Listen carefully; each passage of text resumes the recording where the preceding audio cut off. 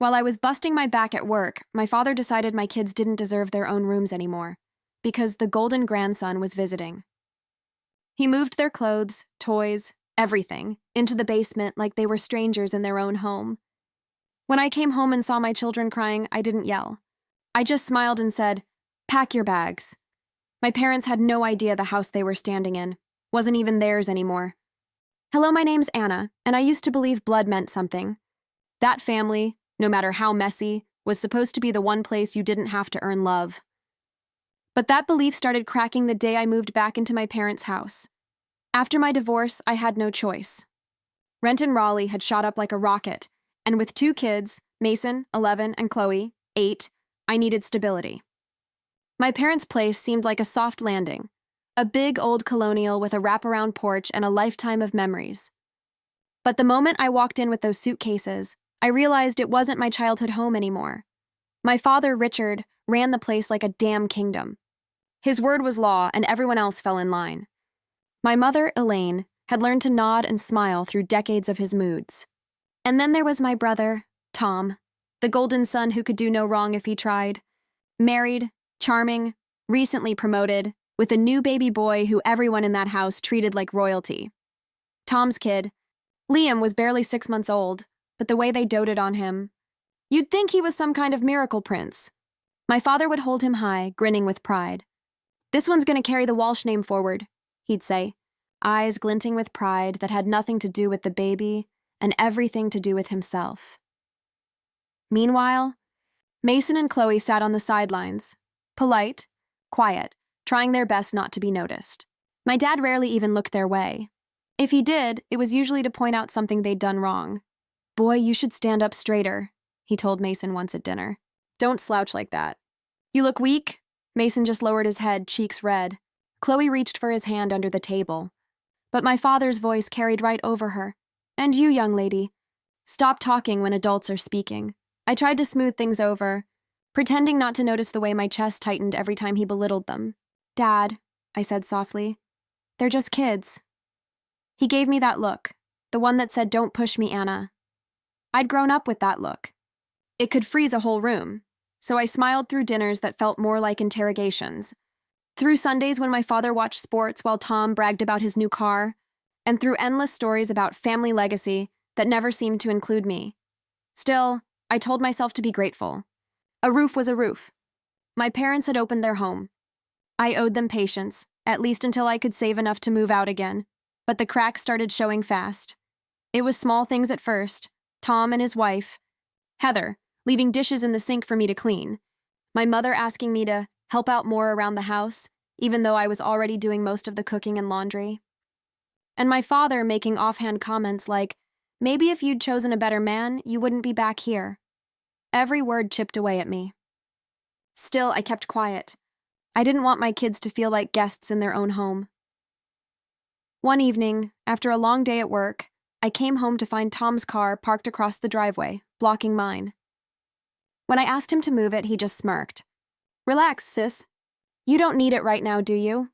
It wasn't a question. It was a statement of rank, and the worst part? My father laughed. "He's right, Anna. No need to get all worked up. You're too sensitive." Something in me twitched. That word, sensitive, had been his favorite weapon since I was a kid. It meant you're not allowed to feel hurt. It meant you're the problem. That night, after everyone went to bed, I stood in the kitchen, lights off, just listening to the silence. My kids were asleep downstairs, their tiny bodies curled up in the same room I'd once shared with my brother. It felt like a loop I couldn't break, me, always the one making do, while he got everything without asking. The next morning, I tried to shake it off. It was Saturday, and my mother had planned a family breakfast. Pancakes, bacon, orange juice, the works. Mason and Chloe were excited, still hopeful that maybe this time their grandparents would laugh with them, not at them. Halfway through breakfast, my father announced, "Tom and Heather are thinking of converting the guest room into a nursery. It's closer to the kitchen and has better sunlight." My fork froze midair. The guest room he was talking about was where my kids slept. Heather smiled sweetly, like she didn't just gut me. "It would be perfect for Liam. We wouldn't want the baby in a darker space, you know?" I glanced at my mother, waiting for her to say something. Anything, but she just adjusted her napkin, eyes down. So where are Mason and Chloe supposed to go? I asked quietly. My father didn't even look up. We'll figure something out. The basement's fine for kids. Builds character. The basement, cold, damp, barely insulated. Mason's fork clattered to his plate. But, Grandpa, don't interrupt me, my father snapped, voice sharp enough to slice the air. I looked at my son, his lip trembling, and something inside me broke. Not loudly. Not with fire.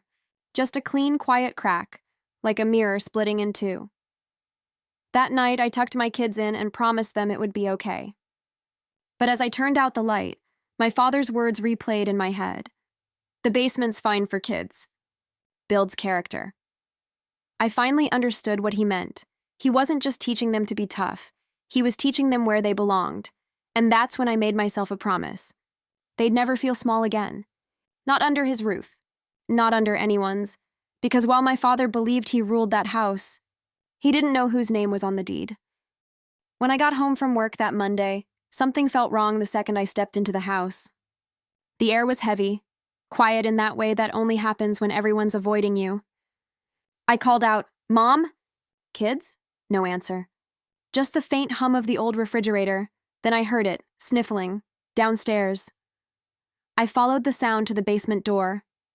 My heart dropped when I opened it. Mason and Chloe were sitting on the cold concrete floor, their blankets crumpled beside them, clothes half folded in plastic bins. Their toys were stacked in corners like storage junk. Mason's voice cracked when he looked up. "Grandpa said we had to move down here. He said Liam needed our room." I swear for a second everything inside me went completely still. Then the kind of anger that starts in your bones began to rise, slow, quiet, dangerous. I crouched beside them, brushing tears off Chloe's cheeks. "Where's Grandma?" I asked softly. "She helped move our things," Mason whispered. "She said it's just for a little while." I couldn't even respond. I stood there, staring at the ceiling above us, where the golden grandson was probably sleeping in my son's bed. When I walked back upstairs, my parents were in the kitchen like nothing had happened. My father was pouring himself coffee. My mother was slicing fruit, humming like we were in some happy little sitcom. "What the hell happened to my kids' room?" I asked, my voice trembling just enough to sound human. My father didn't even flinch. "Tone it down, Anna. The baby needed the space." "The baby has a nursery at his own house," I shot back. "This is temporary," my mother chimed in, eyes darting between us. "You know Tom and Heather are here for a few weeks while their bathroom's being remodeled, so my kids get treated like clutter because Tom's too fancy to use a guest shower?" "Watch your mouth!" my father snapped, his voice dropping low. "You're under my roof, Anna. You don't make the rules here." I took a breath, slow, deep, because if I didn't, I was going to break something. "Right," I said finally, forcing a smile that hurt my face. "Your house, your rules." He gave a smug nod, like he'd just won something, but what he didn't know, what none of them knew, was that his words weren't true anymore. The mortgage had been paid off a year ago. By me, quietly. The deed had been transferred to my name after I helped refinance during their financial mess. My father hadn't even bothered to read the documents. He just signed where the lawyer told him to. I'd kept that secret tucked away, mostly because I didn't want to humiliate them. But that night, as I stood in my own kitchen being treated like an intruder, that secret started to feel like a loaded gun in my pocket. I went downstairs to the basement after dinner. The kids were curled up on their air mattresses, trying to make the best of it. Mason looked up at me, brave face barely holding. "It's okay, Mom," he said. "It's kind of like camping." That was the moment I almost lost it. He was trying to comfort me. I kissed his forehead, then Chloe's. "We're not staying down here long," I whispered. "How long?" Chloe asked sleepily. "Just long enough," I said. When they drifted off, I sat on the bottom step, staring at the dark. The smell of damp concrete filled the air, and above me, I could hear muffled laughter, Tom and Heather drinking wine, celebrating their little victory. I pulled out my phone and started scrolling through old emails. Every mortgage transfer, every property tax receipt, every wire transaction with my name on it. Proof. Silent, legal, undeniable. I didn't know exactly what I was going to do yet, but I knew one thing for certain. This wouldn't end with shouting. It would end with silence, the kind that makes people realize too late what they've lost. The next morning, my father acted like nothing had happened. He waved his coffee mug in the air as I walked by. "Morning, Anna. Don't forget to grab milk when you get off work." I smiled. "Sure thing, Dad." I kissed my kids goodbye, dropped them at school, and went to the office. But I wasn't working that day, not really. Between emails, I started calling the family lawyer, the bank, and a moving company. Quietly, efficiently. My father's arrogance had given me all the cover I needed. He assumed I'd never stand up to him. When I picked up Mason and Chloe later, they were tired, sad. Mason asked, "Are we still sleeping downstairs tonight?" I looked at him in the rearview mirror and smiled. "Just tonight, buddy. Then we're going somewhere better." That night, my father held court at the dinner table again, bragging about Tom's latest project, Heather's new SUV, how lucky they were to have family unity. I nodded, smiled, and passed the potatoes. I'd never felt calmer in my life, because as they sat there, sipping wine and laughing at my silence, the final paperwork was already in motion. The deed, the transfer, the quiet reclaiming of what was mine, it wasn't revenge yet. Not quite, but I could feel it coming, like a storm crawling over the horizon, and when it hit, no one in that house would ever mistake my silence for weakness again. Sometimes the calm after the storm is just an illusion. What came next left every voice in that house silent. Don't miss the ending. Click subscribe and stay with me. By the time Friday rolled around, I'd stopped trying to pretend everything was normal. There's a moment when hurt burns itself out and turns into something colder, sharper, like steel. That's where I was. Mason and Chloe still slept in the basement, and my father acted like that was perfectly fine. "They'll toughen up," he said when I mentioned the cold. "You're raising them too soft, Anna." I wanted to tell him softness was a luxury people earned when they weren't constantly surviving. But instead, I just smiled and said, "You're probably right, Dad. That's the thing about men like him. They never notice when you stop arguing." To them, silence feels like obedience. To me, it was strategy. That afternoon, while everyone was out, Mom at the store, Dad in his recliner nap, Tom and Heather parading their baby around, I went to the study. My father kept everything there.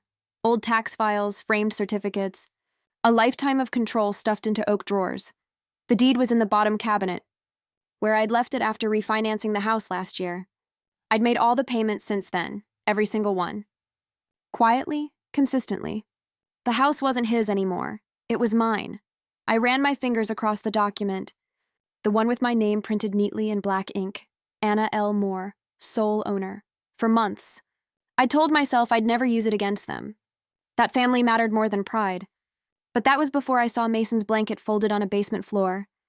Before Chloe started asking if Grandpa just didn't like girls. Something inside me clicked then. Not rage, not revenge. Just resolve. I took a photo of the deed, then carefully placed it back. Evidence wasn't something you flaunted. It was something you released when the moment was right. The next step was quiet preparation. I called the moving company, scheduled for Tuesday. I set up a new place, a small rental house across town, not big, but warm, private, safe. Then I called the lawyer, Alan Reeves, the same man who'd handled the refinancing. I told him I wanted the official title updated in the system and a certified copy sent to me. "No rush," I said lightly. "Just soon," he chuckled. "Planning to sell?" I smiled even though he couldn't see me. "Not yet.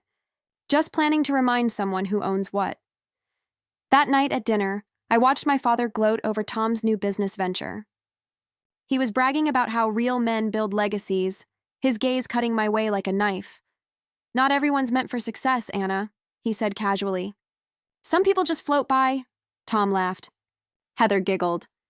My mother gave me that worried glance that always meant, please don't start something.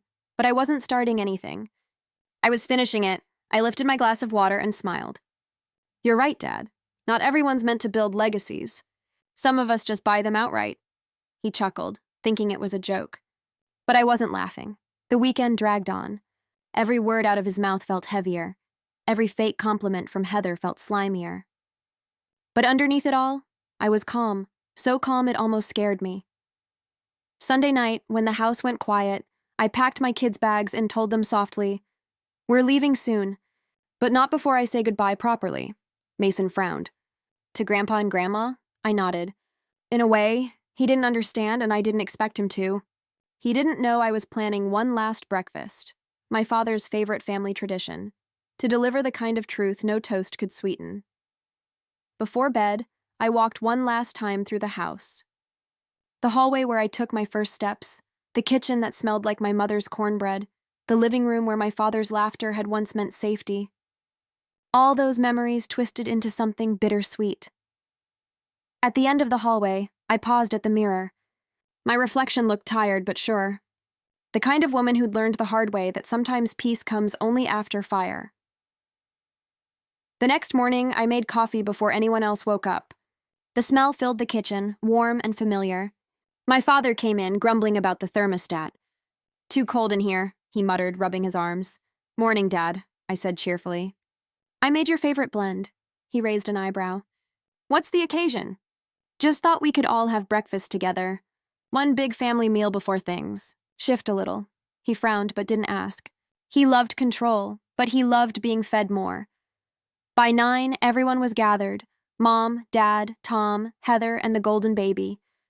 Mason and Chloe sat quietly, their eyes darting between us.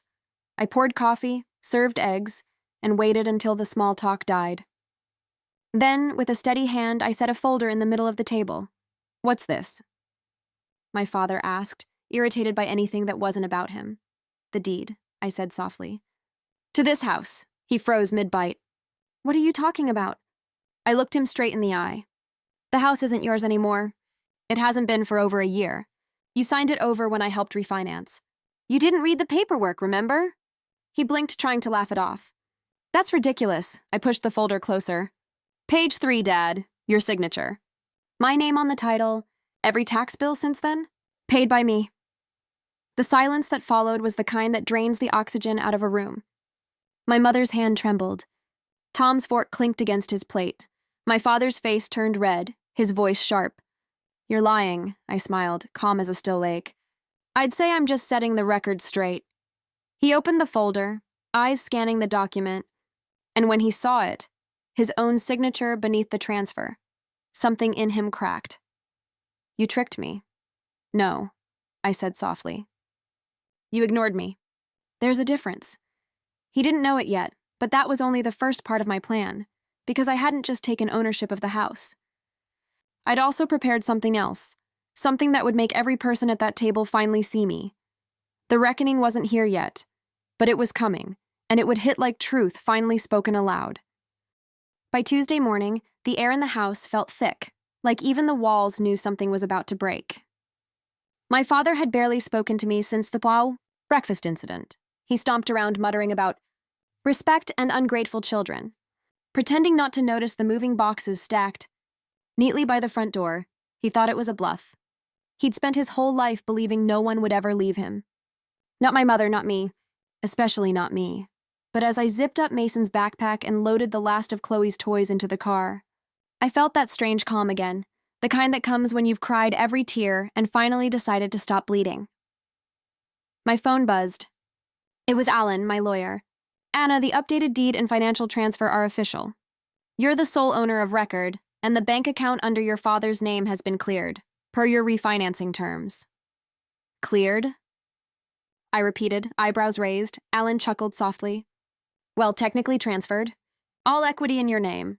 You're holding about $860,000 total between the house and accounts."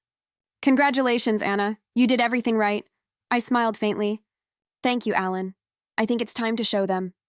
When I walked back into the house, my father was sitting in his recliner, watching the news with the volume blaring, his way of declaring dominance over silence. My mother stood nearby, wringing her hands. He didn't even glance up. "Where do you think you're going with all those boxes?" "Home," I said simply. "This is your home." "Not anymore." I pulled the printed bank statement from my bag, the one with the transfer proof, $860,000 neatly marked under my account. "You lost that right when you moved my kids into the basement," he scoffed, still refusing to look. "Don't be dramatic." I stepped closer and dropped the paper in his lap. "Read it," he did, and I watched, almost in slow motion, as the blood drained from his face. His eyes flicked to the total, then to me. What the hell is this? The transfer. The one you signed for when you used my name to open the credit line last year. My mother gasped. What? He turned on her, defensive as ever. It was temporary. I was going to pay her back. I laughed softly, bitter and hollow. You didn't just take my name, Dad. You used it to refinance your debt. The only reason this house even stands is because I fixed your mess. And now it's mine, legally, completely, and irrevocably. Tom and Heather came in then, drawn by the noise. Heather, with her perfect hair and smug little smirk, looked from me to the paper. What's going on? I met her gaze coolly. Just showing everyone what happens when you treat someone like furniture in their own home. My father stood, trying to reclaim his authority. You think this gives you power over me? Over us? No, I said, taking a step closer. It just proves I already had it, Heather scoffed. You can't just kick your family out. That's cruel, I tilted my head. Cruel is moving a child's bed to the basement because your golden grandson deserved better. Cruel is calling your daughter a failure while she's the one paying your mortgage. My voice shook, not from fear, but from years of swallowing the truth. You all built this house on my back, and I stayed quiet because I thought family meant forgiveness. But all you saw in me was convenience. The room went silent, except for the faint ticking of the wall clock. Then I smiled, a small, peaceful, dangerous smile. You have until Friday to get your things out.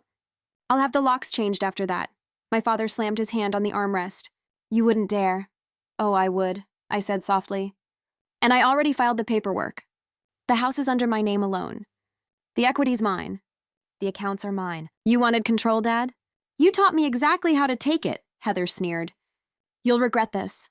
I turned to her, calm as ever. Maybe, but at least I'll regret it in peace. My mother started crying quietly, her voice trembling. Anna, where will we go? It hurt hearing that. She wasn't innocent, but she'd been trapped under his shadow for decades. I hesitated, my heart tugging. You can stay for now, I said gently. But he goes. My father's jaw dropped. You're throwing me out of my own house? I locked eyes with him. You threw my children out first. That broke him. For once, there was no shouting, no thunder. Just a stunned silence that told me he finally understood. This wasn't rebellion. This was closure. Mason and Chloe stood by the door watching. I smiled at them, softening my tone. Go wait in the car, sweethearts. Mommy will be right out. When they left, I turned to my father one last time. I'm not doing this to hurt you, Dad.